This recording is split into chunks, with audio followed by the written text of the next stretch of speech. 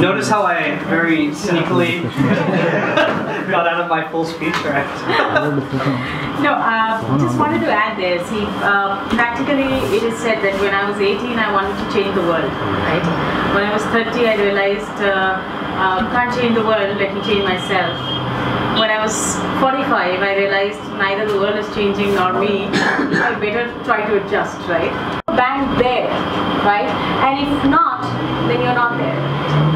That will require a lot of research aspect. I haven't, like, this is just an idea that came to me. So obviously it will require a lot. Trust me, I get 10 ideas when I'm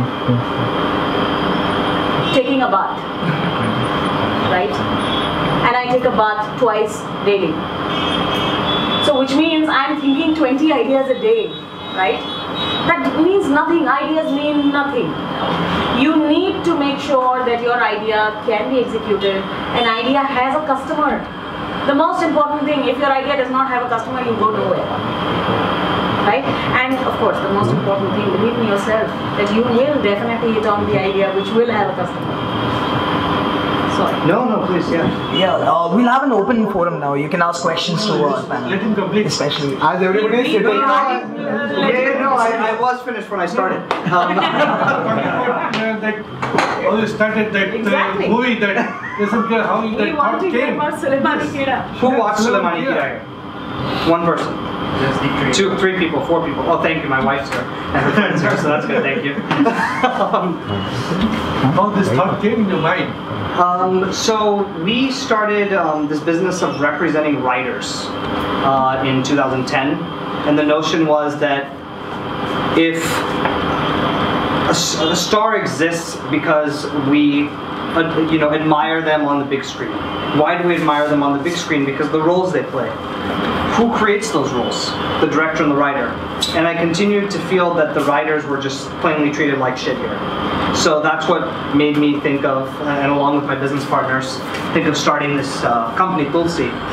And we realized we didn't have much industry experience, we didn't have much money, we didn't have any access to stars really. And obviously we were networking a lot. We were meeting as many people as we could.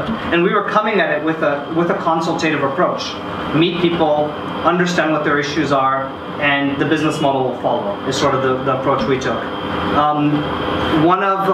Someone came to us, Amit Masarkar, the guy who directed the film.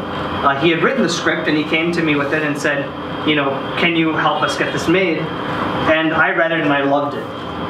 And I thought it was really funny. It was the kind of movie I'd want to watch. And I realized that it could probably be made for cheap. We took it to different studios and producers, and no one was quite understanding it. They said, oh, why don't you use, Chunky Pandey in this role? I mean, just throwing out random ideas that didn't make sense to me, and what did I know? But it certainly didn't make sense to the guy who wanted to make the movie, so I knew it wasn't necessarily the right thing to do. And we realized that we had been talking so much about this is the way the industry can be. We thought, why don't we move from being talkers to being makers? And so we decided to just make the film, and we made the film for extremely, extremely cheap. We didn't get permissions. For those who have seen it, if you guys remember the poetry scene, you guys remember the poetry scene? So that scene, when we shot that scene, no one even knew we were filming.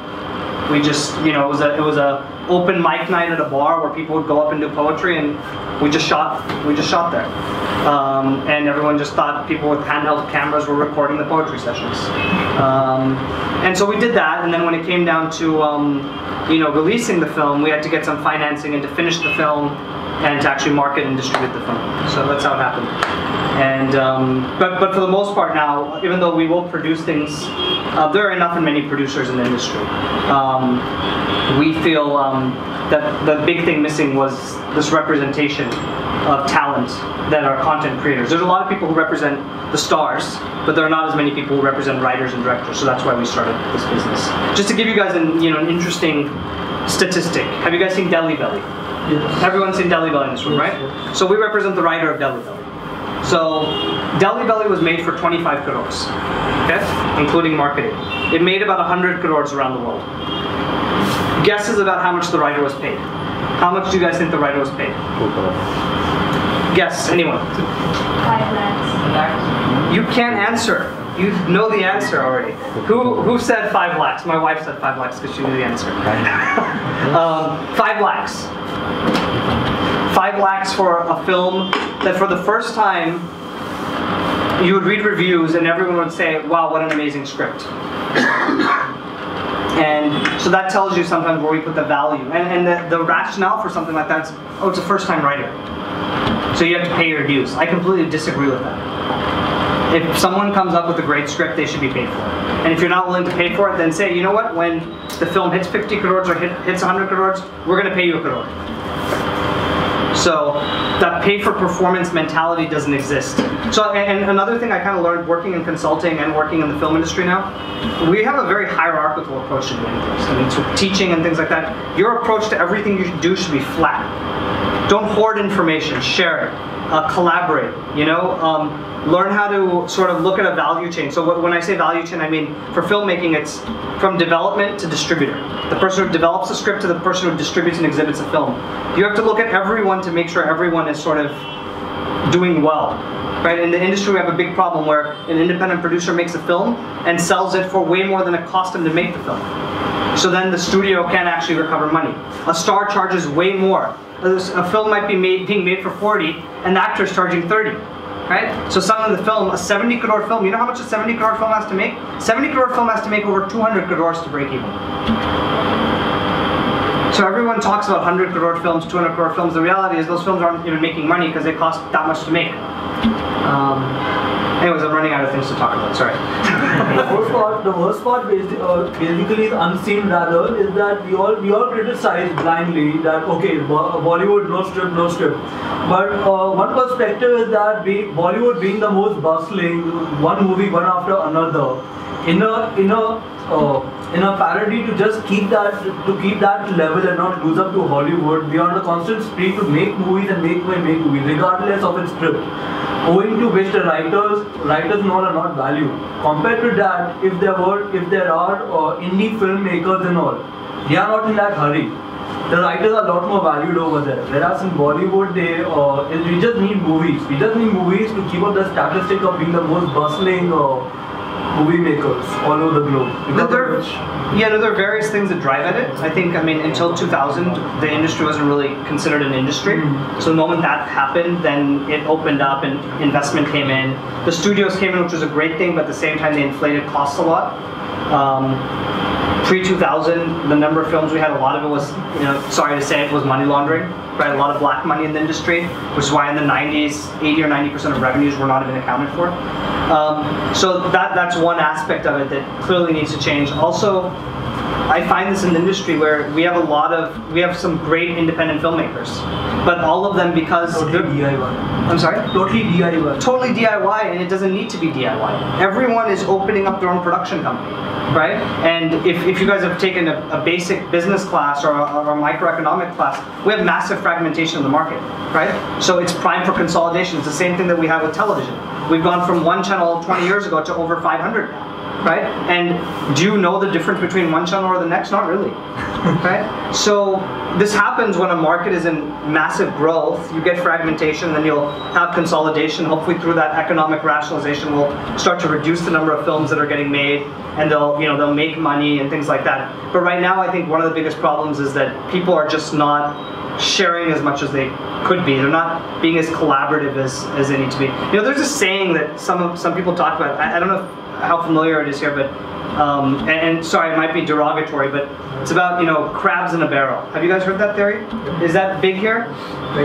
Yeah. So like, the point is like, and I find this with Indians in America too. Like, we should be happy for each other, right? We should be collaborative. We should be working. I feel like a lot of times there's a lot of shit talking. There's a lot of backbiting, right? It's about making everyone do better, and that collectiveness. Like, you look at the Jews in Hollywood, right? The Jewish people in Hollywood stick together. When Mel Gibson made anti-Semitic comments, he was basically kicked out of the business, right? So those are the kinds of things we need to be thinking.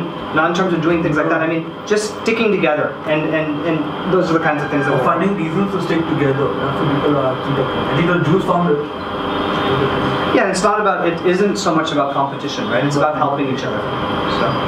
So one question a lot of people would want to know from the panel: innovation in India compared to innovation in the West. What does that word mean outside? Because I'm sure it's different and it needs to change. It's something we think about quite a bit, but I know Obama has been talking about it. It's the same thing that Prime Minister Modi is saying, that we need more manufacturing in America too. If you think about the financial crisis, you had all these engineers going into finance and creating these complicated derivatives which made our entire financial system collapse, right? And while the auto and the manufacturing industries needed bailouts, right?